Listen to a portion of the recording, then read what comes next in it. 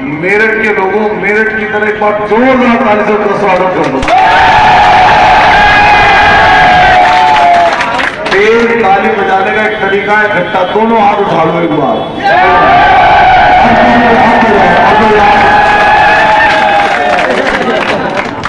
हमारे शानदार विधायक, और आज मुझे बहुत खुशी हो रही है, हमारे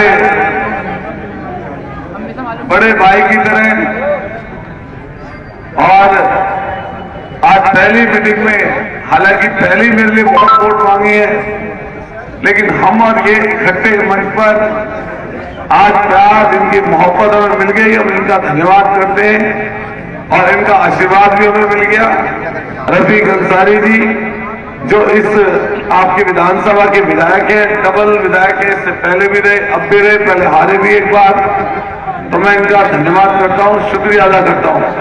साथ साथ महानगर के अध्यक्ष हमारे आदिल भाई, हमारे साथी और बड़े जो हाजी जी हैं, मैं उनका भी जो इस समय चुनाव लड़ रहे हैं, मैं धन्यवाद करूंगा आपका कि आप लगातार बहुत दिनों से यूनिवर्सिटी के समय से शायद भाई आप हमारे से नजदीक भी हैं, प्यार भी करते हैं, मैं शुक्रिया अदा करता हूं आपका भी। और साथ साथ जितने ढवाई नगर के हमारे नौजवान साथी हैं, बड़े बुजुर्ग हैं, जो पीछे बैठे हैं, बहुत शालीनता से जो मोजिज लोग हैं, मैं उन सब का हाथ जोड़कर, सिर झुकाकर आप सबका धन्यवाद करता हूं, धन्यवाद देता हूं। और हमारे जानू भाई, नाम इनका बहुत अच्छा है, राष्ट्रध्यक्ष यही कहते हैं, जानू। तो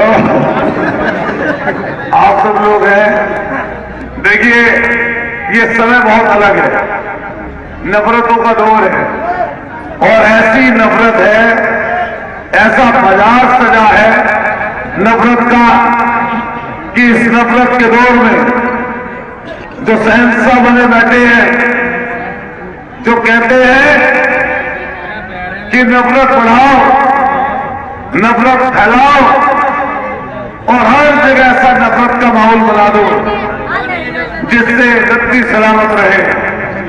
सोचिए, जब किसी देश का बादशाह सबसे बड़ी गद्दी पर बैठा हुआ शख्स अगर किसी की कपड़े से पहचान करता हो, तो सोचो उसके प्यादे, उसके चेले चपाटे कैसी भाषा बोलते होंगे।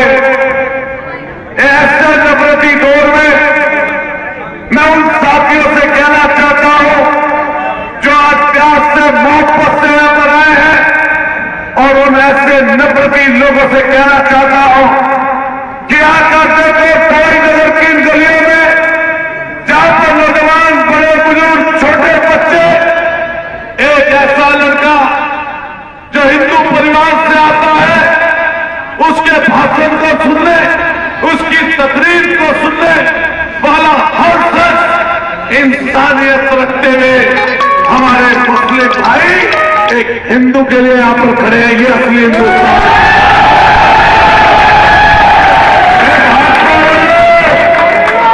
सुनो यहां पर आकर और देखो यहां पर आकर इंसानियत क्या होती है। असली हिंदुस्तान भाजपाइयों तुम्हारा नहीं है, असली हिंदुस्तान ये है जो ढवाई नगर में खड़ा है। अभी चर्चा चल रही थी, बड़े भाई रफीक अंसारी जी ने सोचने का जिक्र किया, 5 साल मेहनत की, 2012 में चुनाव हार गया, फिर 5 साल मेहनत की, फिर 17 में हार गया, फिर 5 साल मेहनत की और 22 में चुनाव 15 साल बाद अतुल प्रधान जीता। कोई गली, कोई मोहल्ला, कोई नुक्कड़, कोई चौपाल, कोई चट्टी, कोई चौराहा, कोई गरीब, कोई किसान, कोई मजदूर, कोई मुसलमान, कोई गली नहीं छोड़ी मैंने। लेकिन जो गढ़ हुआ करता था भाजपा का, कैंट के बाद में उस समाजवादी पार्टी नहीं जीत पाई। ऐसा शख्स जिसकी जवान से निकला हुआ हर शब्द दूसरे को जख्मी करता हो, दूसरे की आत्मा को जख्मी करता हो, वो ऐसा शख्स जिसने 2013 का दंगा कराया हो, वो ऐसा व्यक्ति जो सामने वाले की आंख निकालने की बात करता हो, उस ऐसे शख्स को ये अतुल प्रधान आपका भाई, आपका छोटा भाई, आपका नजदीकी, उसी को वहीं पर 15 साल बाद कभी तोड़ कर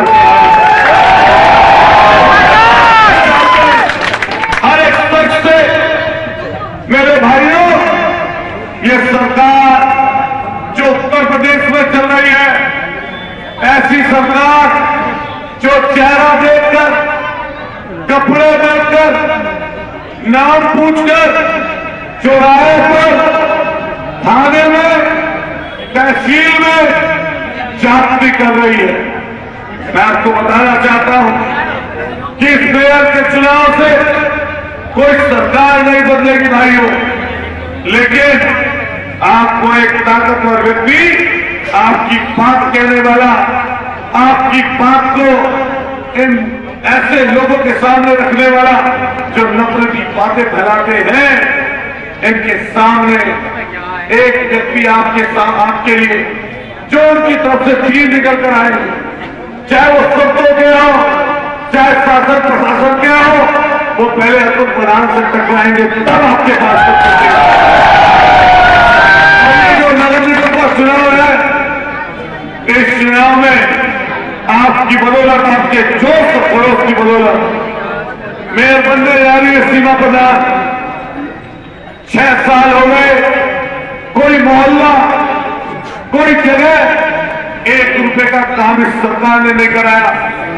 समाजवादी पार्टी की सरकार थी, कोई जगह ऐसी नहीं जब भेज दिया लेटर लिखकर, चाहे वो रफीक अंसारी जी ने भेज दिया हो, चाहे वो किसी समाजवादी पार्टी के अंदर कार्यकर्ता ने दिया हो, हाथ फेंकते ही काम हो जाया करता था। लेकिन आज ये सरकार भेदभाव की वजह से कोई काम नहीं कर रही। एक बात और कहना चाहूंगा, इस समय की सियासत ऐसी है, ये लोग दूसरी पार्टियों में भी दखलंदाजी रखते हैं। अगर आप पूछेंगे यहां पर कौन बहुजन समाज पार्टी का प्रत्याशी है, तो आपके नजदीक ही है, लेकिन जेल से कहीं और से निकल कर आए हैं। आप बताओ, क्या उस उम्मीदवार को इसलिए बनाया गया कि वो जीत जाए? अगर जीतने के लिए लड़ाना होता तो किसी ताकतवर को, किसी ऐसे व्यक्ति को जो जीतने की कंडीशन में होता, खड़ा कर दे।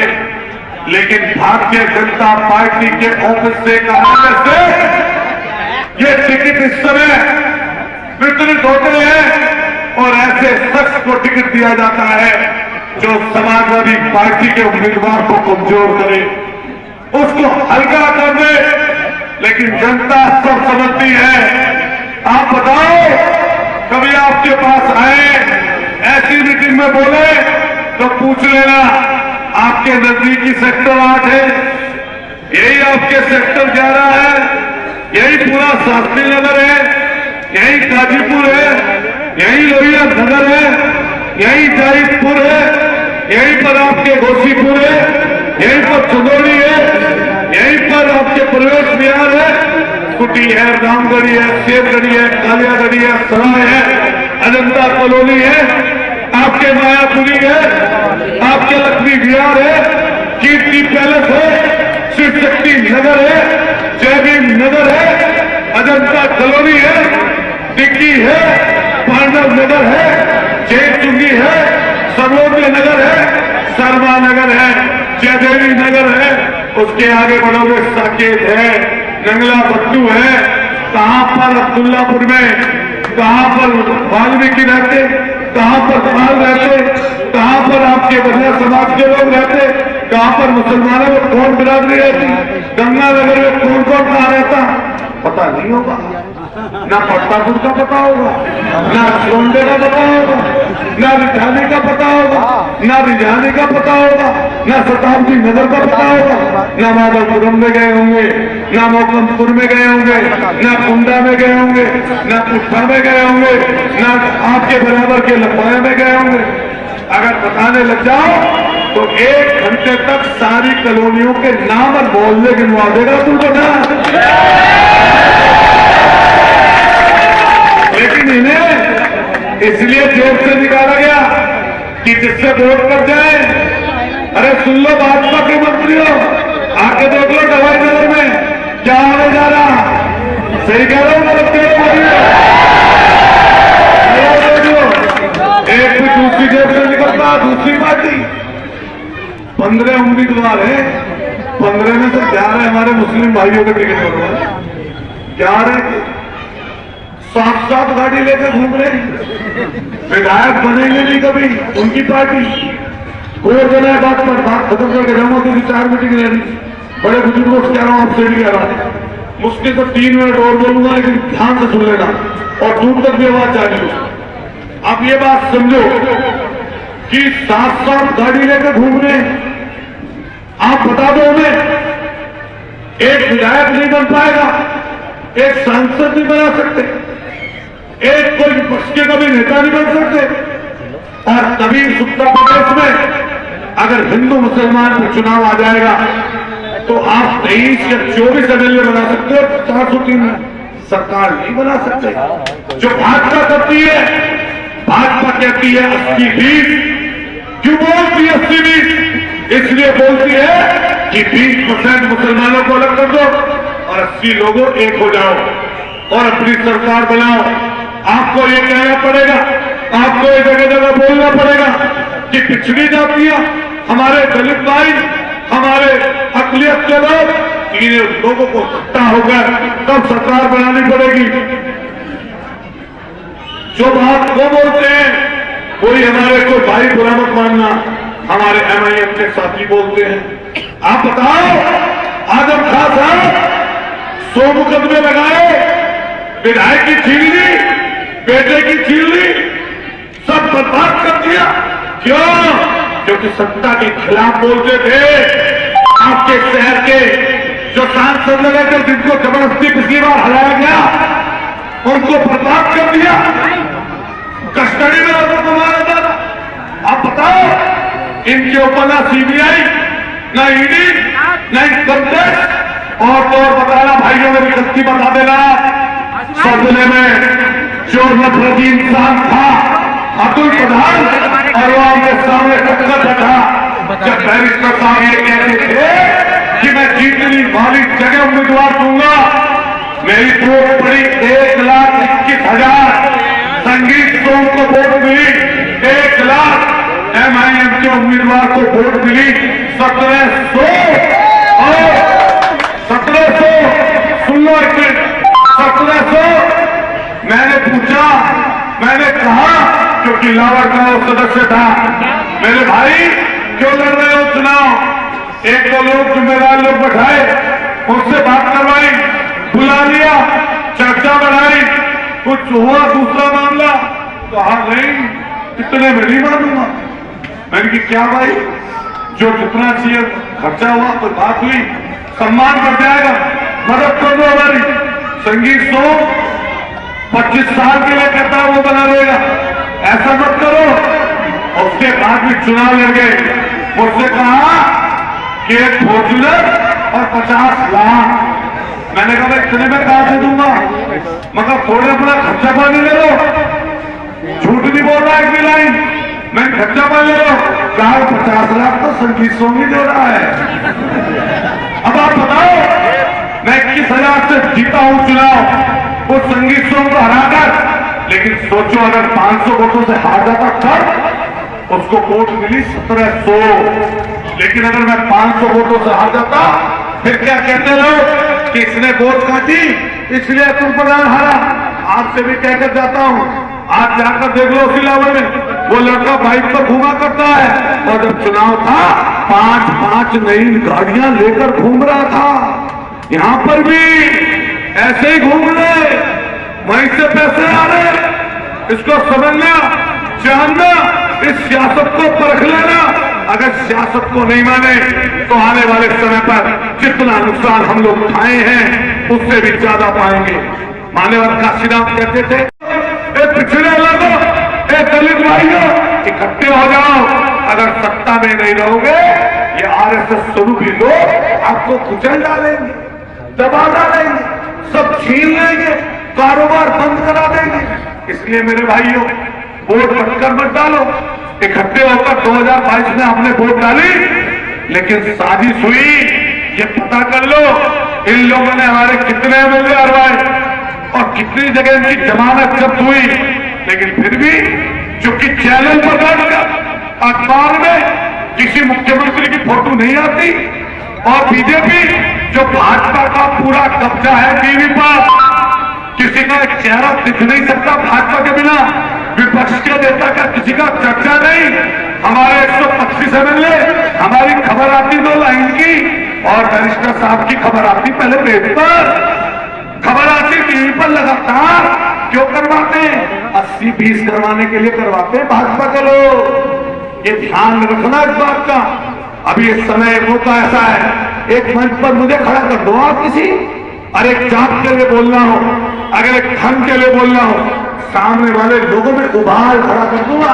लेकिन जब आप एक जात के लिए बोलते हैं, जब आप एक धर्म के लिए बोलते हैं, तो इसी के बराबर में दूसरा बैठा हुआ शख्स आपसे नफरत की निगाह से आपकी तरफ देखता है। इसलिए ध्यान रखना भाइयों और दोस्तों, बड़े बुजुर्गों, इस सियासत के नफरती दौर में जब तक हम मिलेंगे नहीं, जब तक हम लोग इन लोगों को हरा नहीं पाएंगे, नहीं हरा पाएंगे। अरे जो लोग कहते हैं कि अतुल प्रधान खराब हो जाएगा, अरे मुद्दा मिसाइल विषय थोड़ा ना खराब हो जाएगा। अगर अतुल प्रधान आपकी लाइन से लग जाए तो छोड़ दो उसका, अगर कोई और लग जाए उसको भी छोड़ दो, लेकिन जो आपकी हिमायत करे, इंसानियत को जिंदा रखे।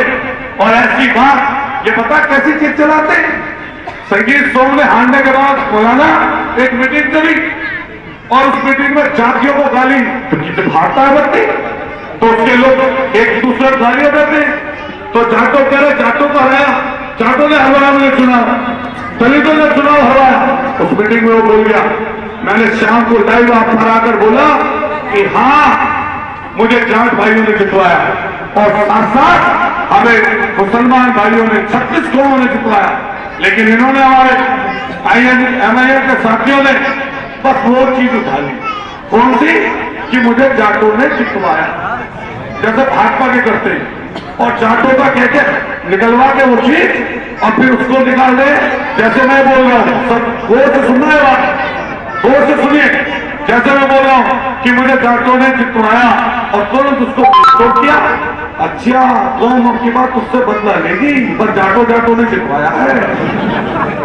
बताओ कैसा काम करते हैं लोग, क्या करते हैं? अरे 62 मुकदमे अतुल प्रधान पर और रात में 63वां लिखा गया कंकरखेड़े थाने में। अखबार पढ़ लो ना, 2 बार गैंगस्टर, 4 बार जिला बदल, और जितना मजबूती से लड़ाओ वो आप सब लोग जानते हैं कि व्यक्ति के दिल में है। इसलिए दोस्तों, साथियों, भाइयों, टीवी, अखबार और मोबाइल, इन तीनों से बचकर रहना। ना टीवी आपके, ना अखबार आपका। पहला पन्ना खोलो अखबार का, बड़े आका का फोटो, दूसरा पन्ना खोलो छोटे आका का फोटो, तीसरा पन्ना खोलो यूपी वाले आका का फोटो। बताओ कब क्या उसे कराने बात।